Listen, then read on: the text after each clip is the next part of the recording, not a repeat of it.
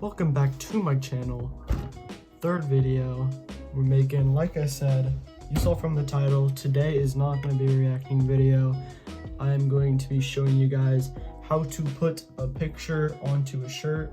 I'm going to tell you guys the process I went through, the items you're going to need, how to do it, and if I think it's worth even doing it or not. Today is going to be a style video for men and women, doesn't matter. I mean, the prints look cool on both. How I came up with this video is I was actually scrolling through TikTok and I saw someone do it. They use a different method than what I used, but I was like, oh, that'd be a cool idea. The main reason for doing this is like, if you don't have much money to spend on prints for like nice shirts, then this is like a really nice alternative because it is very cheap. You don't need many items for it, and it is kind of cool to see how it turns out. It's like a lot less expensive than a regular shirt would be. So I went to Meijer and picked up some items. I got some Mod Podge, which is what you're gonna have to put over your image that you print out. You're gonna have to get some white shirts. I watched on how to do it. They said it had to be 100% cotton, so keep that in mind. You're also gonna need some sponge brushes if you don't have those. We also went to see if they had toilet paper, but they don't have any. I truly fear that in the future, I'll be wiping with paper towel rolls. I looked at what images I wanted to print on my shirt. So I looked through Google Images and I found two images I liked. One was like Chinatown, and then the other one was Tom and Jerry. So I printed them out on my printer. After that, I cut on the outsides and I made sure it was big enough to fit on the shirt. After that, you're gonna want to get the Mod Podge and quickly brush it all the way around the paper.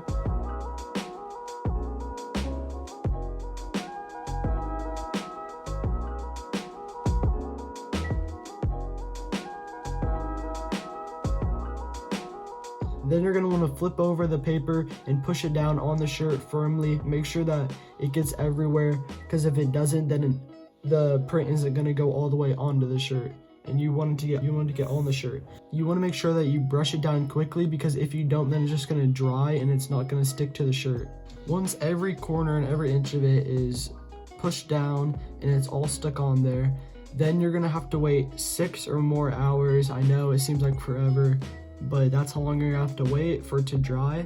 Once it's done drying, you're gonna take a wet washcloth or a wet rag and you're going to push down with the rag on the paper so you get everything around it and on the paper wet.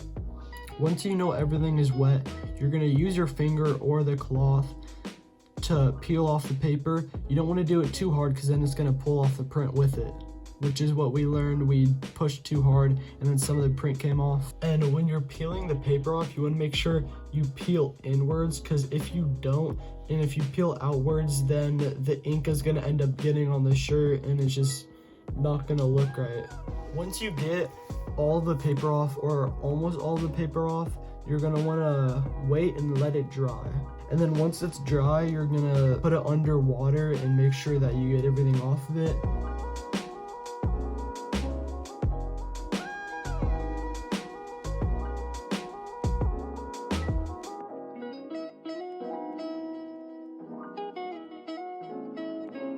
Once you do that, you're gonna put the Mod Podge back on it, because if you don't, the image is just gonna start peeling off. One of them we put the Mod Podge on after and it stuck on really well, and the other one we did it and it ended up like flaking and coming off. Once you've done that, you're gonna want to get a hanger, hang it up, and let it dry. Here's the end product. Here's what it looks like when it's all done. There's the front and then the back.